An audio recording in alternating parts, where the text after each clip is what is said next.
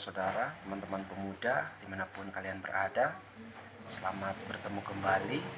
Pada kesempatan kali ini, saya Noval melalui channel YouTube STT Marturia Palu akan membagikan kebenaran firman Tuhan melalui renungan pemuda. Sebelum kita membaca dan mendengarkan firman Tuhan, terlebih dahulu kita dalam doa, mari kita berdoa.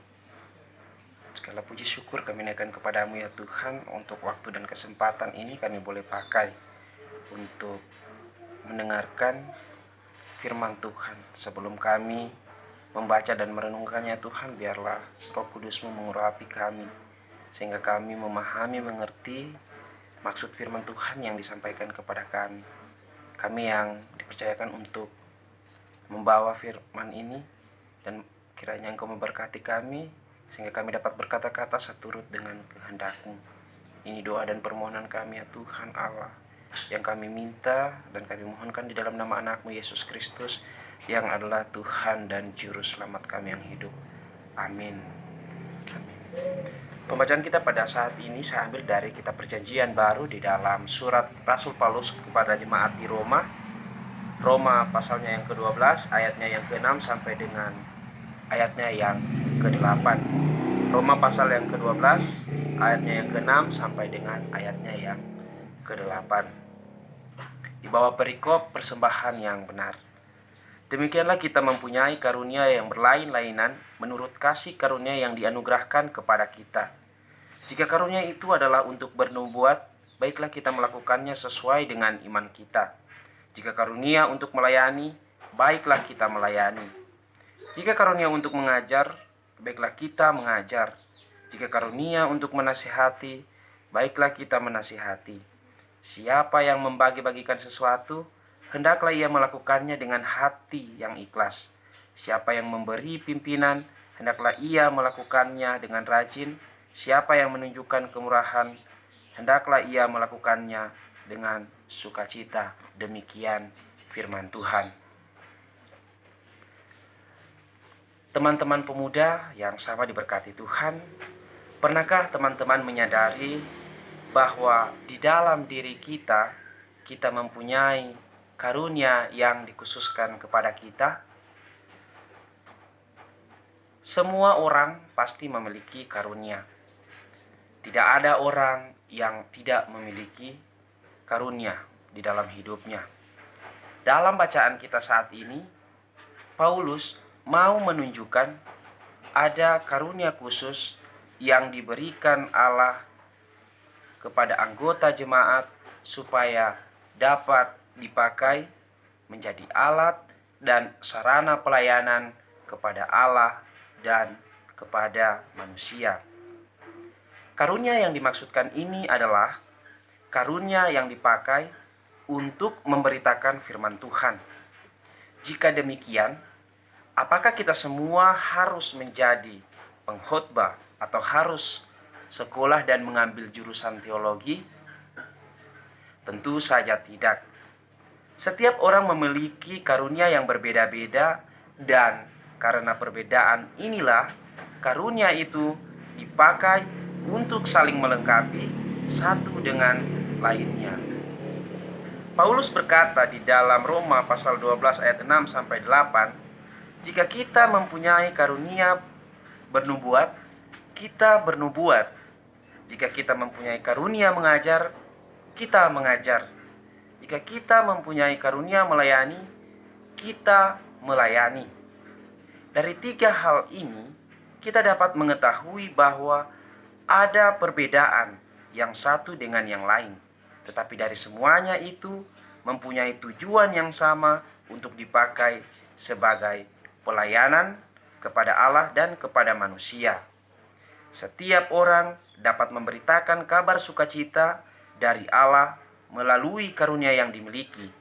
Jika karunia itu untuk bekerja, maka kerjakanlah itu supaya menjadi contoh, dan ajaklah mereka untuk bekerja sama supaya kehadiran kita menjadi berkat bagi sesama. Jika karunia itu untuk menciptakan lapangan pekerjaan bagi orang lain, maka ciptakanlah lapangan pekerjaan agar orang lain dapat bekerja. Jika karunia itu untuk mengelola dan memanfaatkan lingkungan di sekitar rumah kita, ajaklah setiap orang untuk bekerja sama dan mengelola dan memanfaatkan lingkungan mereka sendiri. Saudara-saudari, teman-teman pemuda yang sama diberkati Tuhan, tetapi kita juga harus mengingat bahwa karunia yang ada pada kita masing-masing merupakan pemberian secara cuma-cuma dari Allah dan bukan sebuah pangkat atau kedudukan yang meninggikan yang satu dari yang lain sehingga membuat kita mempertunjukkan semua pelayanan dengan motivasi keliru, bukan sebagai persembahan yang hidup dan benar untuk Allah, tetapi sebagai kesombongan.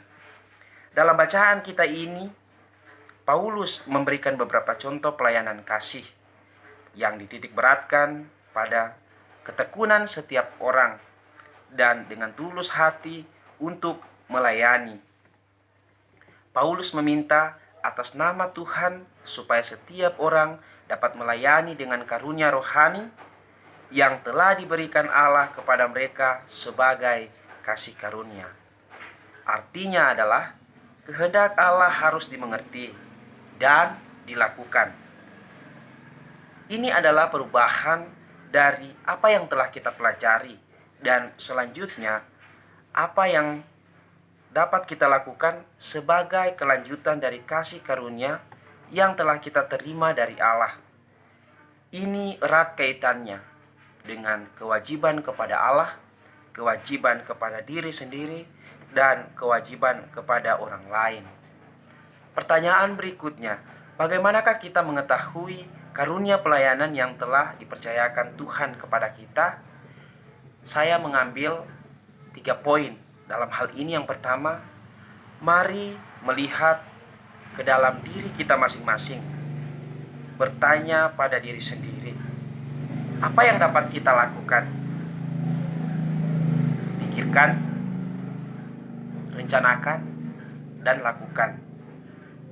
Yang kedua, peka akan lingkungan sekitar. Mengamati dan memperhatikan apa yang orang lain butuhkan dan apa yang dapat saya berikan untuk orang lain. Kepekaan kita atau perhatian kita dapat menyadarkan bahwa banyak orang yang membutuhkan kita, baik itu keluarga kita, teman kita, saudara seiman, dan juga orang lain. Dan yang ketiga adalah belajar memberi, mengajarkan kita untuk tidak mementingkan kepentingan sendiri, egois, tetapi belajar berbagi dan memberikan sesuatu yang dapat bermanfaat bagi orang lain.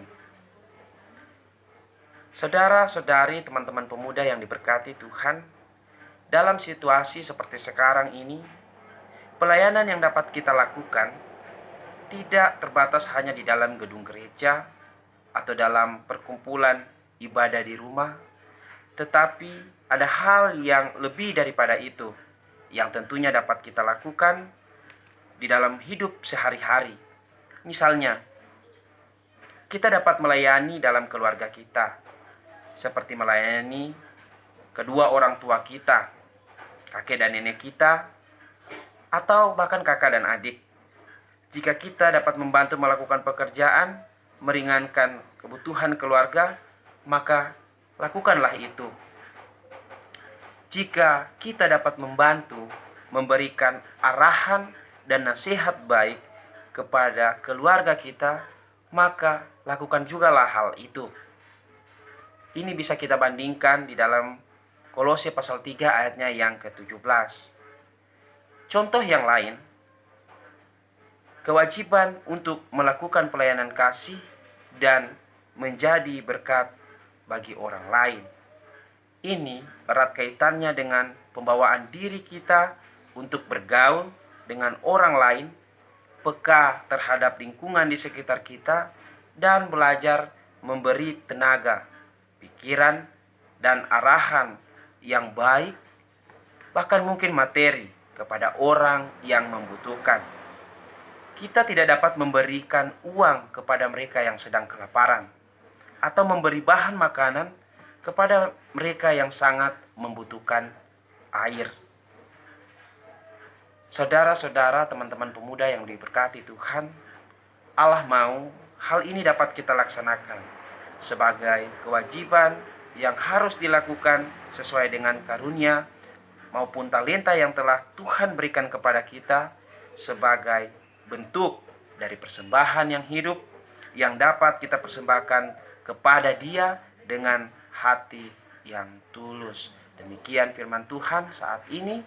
Kiranya firman Tuhan ini mendapat tempat di hati kita dan boleh kita lakukan di dalam kehidupan kita sehari-hari.